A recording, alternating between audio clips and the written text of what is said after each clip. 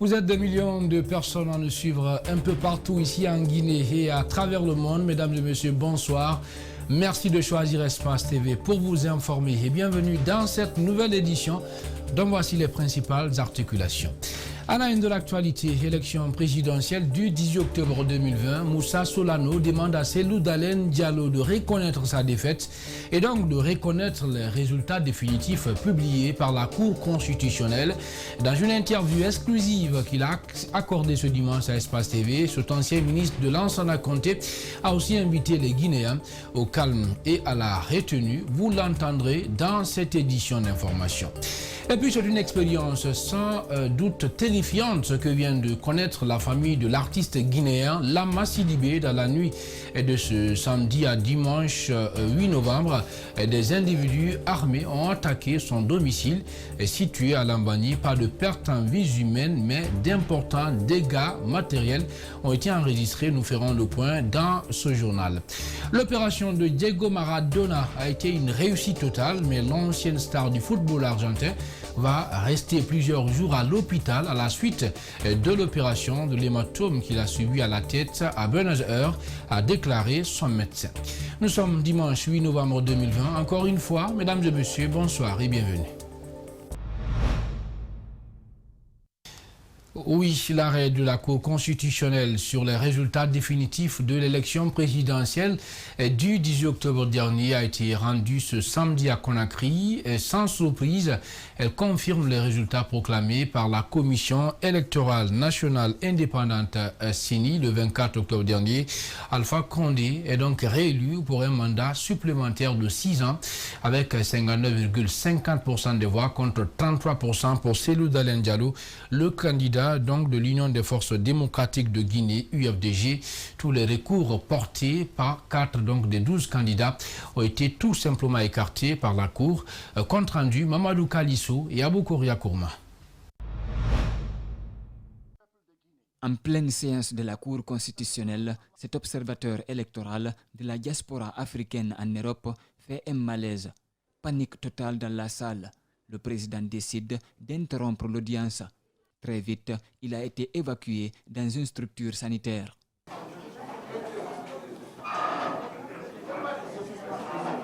Oui, s'il vous plaît.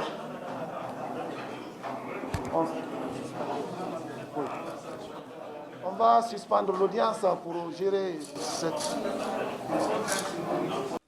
Quelques minutes après, l'audience a été reprise. Sans surprise, la Cour déclare vainqueur le candidat Alpha Condé pour un 3e mandat. Considérant qu'au terme de l'article 41 de la Constitution, l'élection du président de la République est acquise à la majorité absolue des suffrages exprimés. Considérant que sur 4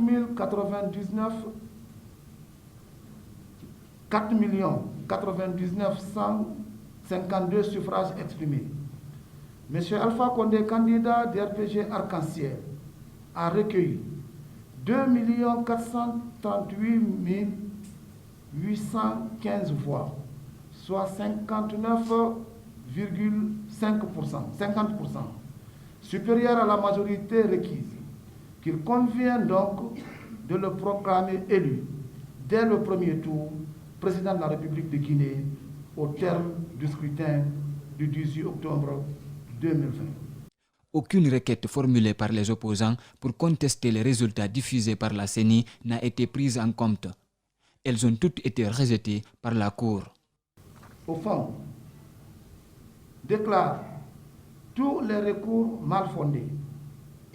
Déclare régulier le scrutin du 18 octobre 2020. Après le verdict, des cadres du RPG Arc-en-Ciel ont exprimé leur satisfaction. Cet autre militant a, dans un français approximatif, laissé exploser sa joie. Il a ensuite décoché des flèches à l'endroit des opposants. Félicitations, la victoire d'Alpha Condé, c'est la victoire de la Guinée. Nous allons développer la Guinée dans les 6 ans qui vont venir. Et tout le monde va être content. Et les opposants qui ont porté plainte, ils n'ont qu'à aller à l'école d'abord pour savoir comment la loi.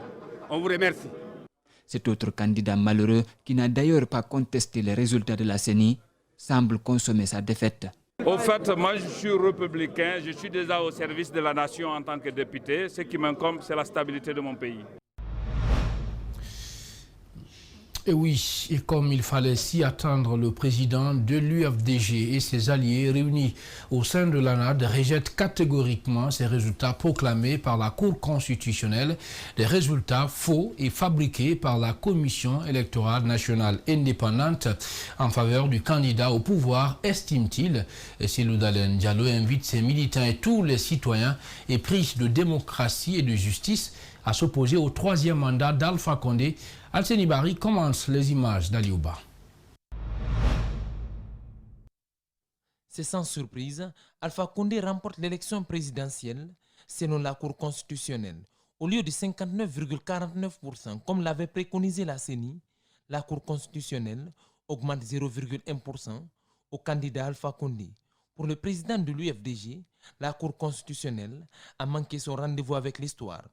En déclarant Alpha Condé vainqueur de cette élection, les membres de cette haute juridiction de notre pays ont préféré se mettre au service d'un homme et de ses ambitions plutôt que de respecter leur serment et de défendre le droit et la vérité des urnes. La Cour constitutionnelle a confirmé les faux résultats proclamés par la CENI le 24 octobre 2020. Cellou Dalein est catégorique, il n'est pas question d'accepter ces résultats. Accepter cette décision revient à admettre que le pouvoir ne s'obtient dans notre pays que par la ruse et par la force et non dans les urnes. Accepter cette décision revient à renoncer à une conviction qu'un processus électoral transparent, juste et équitable est le meilleur moyen d'accéder au pouvoir. C'est pourquoi l'UFDG et l'ANAD, profondément attachés au respect des règles et des principes de la démocratie et de l'état de droit, rejettent catégoriquement les faux résultats de l'élection présidentielle du 18 octobre proclamés par la CENI et validés par la Cour constitutionnelle. Le président de l'UFDG invite ses militants et tous les Guinéens à user de tous les moyens légaux pour s'opposer au troisième mandat. J'ai gagné cette élection grâce à votre confiance et je vous invite à défendre vos suffrages par tous les moyens légaux. Cet appel s'adresse également à tous mes compatriotes épris de justice et de démocratie, notamment à ceux qui sont opposés au troisième mandat. Pas de recul. C'est donc un nouveau bras de fer qui s'ouvre entre l'UFDG et le RPG Arc-en-Ciel. Déjà, faut-il le noter, les violences post-électorales ont causé plusieurs morts et dégâts matériels. En bref et en image, après Cellou Dalein Diallo qui rejette, vous l'avez compris, les résultats proclamés par la Cour constitutionnelle. Les autres candidats ont aussi réagi. Oui, la candidate du pacte, Dr Makale Traoré, estime, je cite, la Cour constitutionnelle est le dernier recours en matière électorale. Je prends acte de sa décision et je voudrais surtout à cette occasion lancer un appel aux populations guinéennes pour qu'au-delà donc de ces résultats, qu'on fasse tout pour ne pas verser dans la violence. Autre réaction, celle du candidat Dr Ousmane Doré du parti MND qui reconnaît les résultats proclamés par la Cour constitutionnelle confirmant la victoire d'Alpha Condé. Dr Ousmane Doré indique qu'il a personnellement appelé Alpha Condé pour le féliciter. Dans le reste de l'actualité nationale, après donc la réaction de certains candidats, voilà, on reste dans le même sillage pour dire que les citoyens ne sont pas en reste. Suivez leur réaction dans ce reportage que nous signent Diena Bangora et Tierno Sadouba. Il est 12 heures. Alpha Condé sort victorieux de l'élection présidentielle avec 2 438 815 voix, soit 59,50%. Certains citoyens semblent déconnectés de cette actualité et préfèrent s'en tenir aux résultats donnés par la Cour constitutionnelle. Moi, je ne peux que m'en tenir, comme tout bon Guinéen doit le faire, parce qu'il faut avoir du respect pour les institutions de la République. Je peux dire félicitations aux vainqueurs et à tous les malheureux candidats de prendre le courage, parce que la vie politique, le combat politique, ce n'est pas quelque chose d'un jour. Dans cet atelier de soudure, la politique n'est pas un sujet à débattre. Tout ce que veulent ces jeunes, c'est la paix et le travail. Ce que je veux en Guinée, la paix. Après la paix, on veut le travail maintenant en Guinée. Bon travail pour nous. Ce citoyen est dessus du président de la République. Il précise les raisons. Je suis dessus du président à ce niveau. Le fait qu'il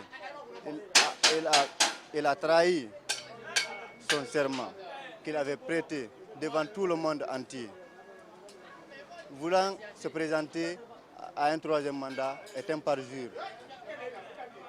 Il n'a pas, selon moi, il n'a pas eu pitié du peuple de Guinée dont il avait demandé de voter à la Constitution, donc pendant que la Constitution guinéenne adoptée en 2010 était bonne.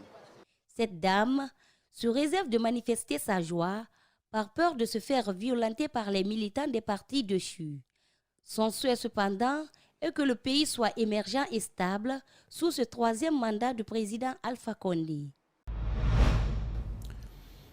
Je demande à Cellou Dalein Diallo d'accepter le verdict de la Cour constitutionnelle qui est le dernier recours à Alpha Condé, de tendre la main à tout le monde pour maintenir la paix dans le pays. Ce sont les propos de Moussa Soulano, ancien ministre du régime Lansana Conté, après les résultats proclamés par la Cour constitutionnelle. Il demande aux Guinéens surtout de prôner la paix après le processus électoral.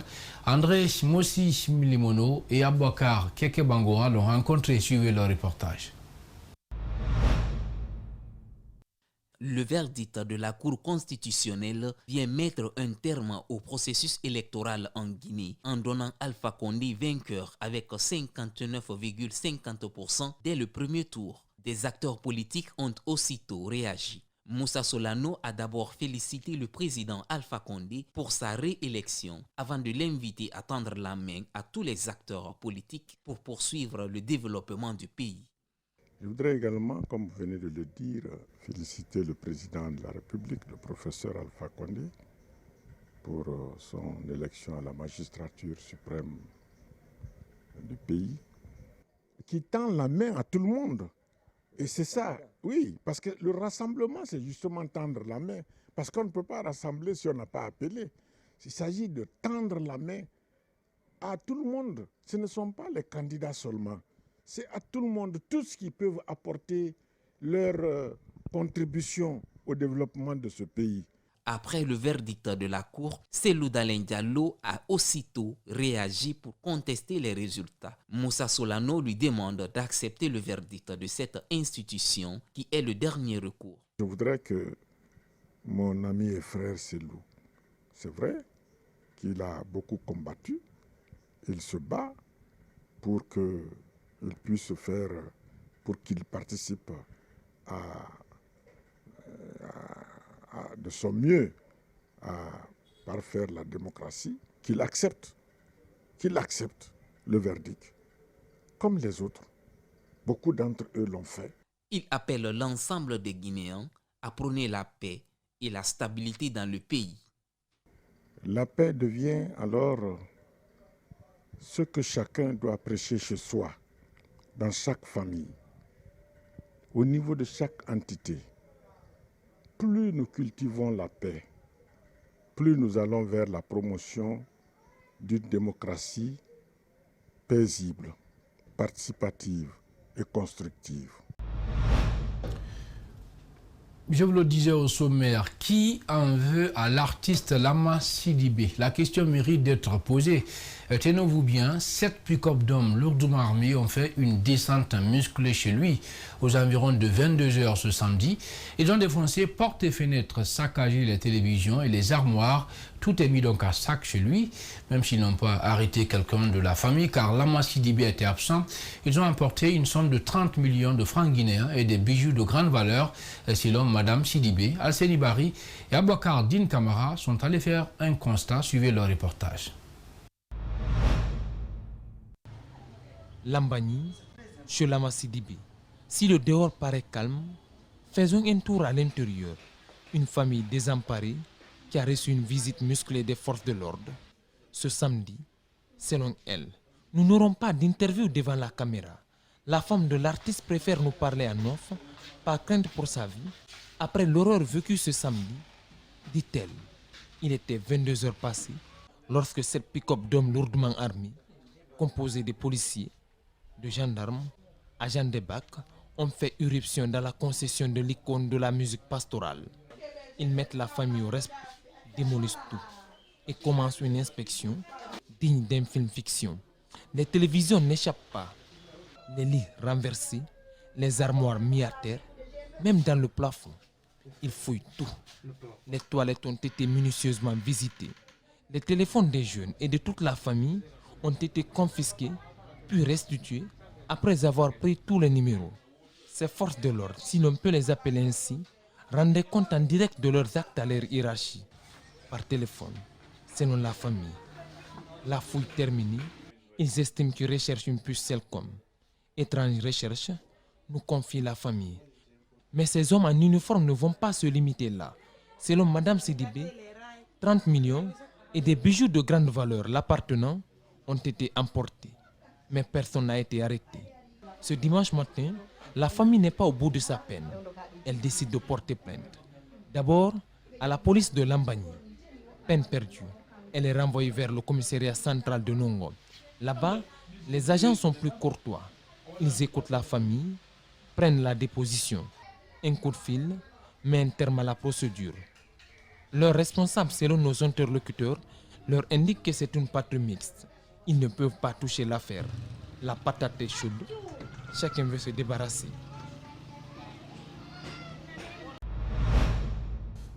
Voilà, merci donc à Alcénie Barry pour ce commentaire. Le prix du sac de riz enregistre ces derniers jours une hausse sur le marché guinéen. Pour pallier à cela, une société d'importation de riz a installé des magasins témoins un peu partout dans la capitale guinéenne. Dans ces magasins, le prix donc est réduit jusqu'à 50%. Et certes, il est difficile d'accéder, vous allez le voir, à cette denrée, mais ces populations saluent tout de même l'initiative. Marissa Camara et Abdoulaye Camara nous en disent plus. Ces magasins sont appelés magasins témoins. Ils sont visibles un peu partout à travers la capitale. À l'intérieur se trouvent des sacs de riz destinés à la population. Contrairement au marché, ces sacs sont vendus à 280 000 francs guinéens. L'initiative est de la société Siao. Nous sommes à la tannerie dans la commune de Matoto. Dans ce magasin, beaucoup de clients y viennent par jour, mais difficile de s'offrir un sac ici. Nous venons ici à 5 heures du matin pour acheter du riz, mais ils ne respectent pas l'ordre d'arrivée. Ceux qui viennent entre 9h et 10h sont souvent servis avant nous. Et puis les hommes nous bousculent ici. C'est pourquoi nous rentrons très fatigués à la maison. Vraiment, pour avoir un sac de riz ici, c'est tout à fait un problème. On sent du favoritisme ici.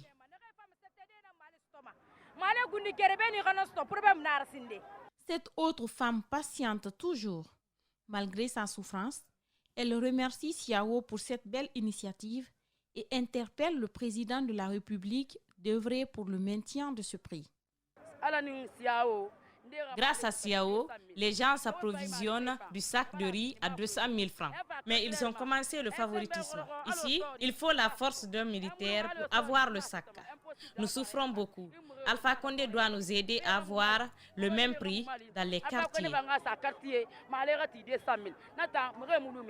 La plupart des grands magasins de vente de riz sont fermés. C'est pourquoi les populations qui viennent s'approvisionner dans ces magasins témoins se frottent les mains. Voilà le reportage donc de Marissa Camara. À l'initiative de l'Association panafricaine des écrivains africains, la journée du 7 novembre est consacrée à l'écrivain africain. Elle est célébrée cette année dans un contexte de crise sanitaire. En Guinée, cette journée est mise à profit par des hommes de lettres afin donc d'évaluer le niveau de l'écriture dans le pays, mais aussi de se faire une idée sur les difficultés auxquelles ces acteurs sont confrontés. Ali Badra Camara et Ibrahim Assouri Camara signent ce reportage. La journée internationale de l'écrivain africain contribue non seulement à rendre hommage à tous les illustres hommes et femmes de lettres du continent, mais contribue aussi à mettre en lumière toutes les difficultés auxquelles se butent les écrivains de l'Afrique. La Guinée ne fait pas l'exception. Les hommes de lettres sont confrontés à plusieurs problèmes d'ordre institutionnel et individuel. Il y a des problèmes institutionnels et des problèmes individuels. Les problèmes institutionnels, par exemple, c'est le manque de subventions, c'est le manque de maisons propres aux écrivains guinéens. Nous avons une maison des écrivains guinéens qui est en location, que nous payons en commandant à gauche et à droite. Il y a des problèmes d'ordre individuel, nous ne produisons pas au même rythme, nous ne sommes pas dans les mêmes conditions matérielles et financières. Dans ce livre d'Ali Gilbert Ifono, intitulé « À la découverte des auteurs guinéens », on dénombre 228 auteurs des différents genres littéraires, dont le président des écrivains qui doit bientôt publier son 5e ouvrage. Donc, il y a un nombre croissant d'écrivains, il y a un nombre croissant de maisons d'édition, il y a un nombre croissant de publications. Donc, dans notre pays, lorsque vous lirez À la découverte des auteurs guinéens, vous verrez que nous produisons énormément. Moi, j'ai à mon actif 5 livres déjà. Les écrivains guinéens vivent difficilement des retombées de leurs produits intellectuels, qui se traduit par le faible taux des lecteurs. Pour se frayer une place au soleil dans le concert de la littérature africaine moderne, le président de l'Association des écrivains guinéens sollicite. Écrire. Même vous qui m'interviewez là, vous pouvez écrire. La question que je pose aux téléspectateurs et aux téléspectatrices qui nous suivent, est-ce que vous qui me regardez là, vous n'avez rien à dire? C'est sûr que vous avez quelque chose à raconter. Alors si vous avez quelque chose à raconter, à vos plumes. Pour rappel, l'Afrique a connu 3 générations d'écrivains, à savoir les écrivains de la période coloniale, celle des indépendances et celle de nos jours qui se préoccupent aux problèmes de développement de la société africaine, selon notre interlocuteur. Dernier virage de cette édition avec les infos à l'international. Je vous le disais au sommaire, Diego Maradona va rester plusieurs jours à l'hôpital à la suite de l'opération des hématomes à la tête qu'il a subi, vous le savez, mardi à Buenos Aires, déclare son médecin Leopoldo Luque. L'idole du football argentin, âgé de 60 ans, a eu des épisodes de confusion liés à un contexte d'abstinence qui nécessite un traitement pendant plusieurs jours, a expliqué le praticien lors d'une conférence de presse. Je vous propose de suivre ces précisions. Maradona va rester plusieurs jours à l'hôpital après son opération à la tête. À l'extérieur de la clinique, ses fans sont venus soutenir leur star, âgé de 60 ans. Vimos que en el postoperatorio él cursó algunos episodios de confusión. Nosotros lo asociamos junto con los médicos de terapia a un cuadro de abstinencia. La idea es, en línea con los médicos de terapia, siempre apoyando la sugerencia de ellos, es hacer un tratamiento de este cuadro de abstinencia. Creemos que esto va a durar unos cuantos días. Maradona assure ne plus consommer de cocaïne depuis des années. Mais selon ses proches et la presse, il est désormais dépendant à l'alcool. Le champion du monde 1986 avait été hospitalisé lundi à La Plata, à 60 km au sud de Buenos Aires, en raison d'une anémie et de déshydratation. Des examens avaient révélé la présence d'un hématome. Il avait alors été transféré à la clinique privée Olivos, dans la commune du même nom.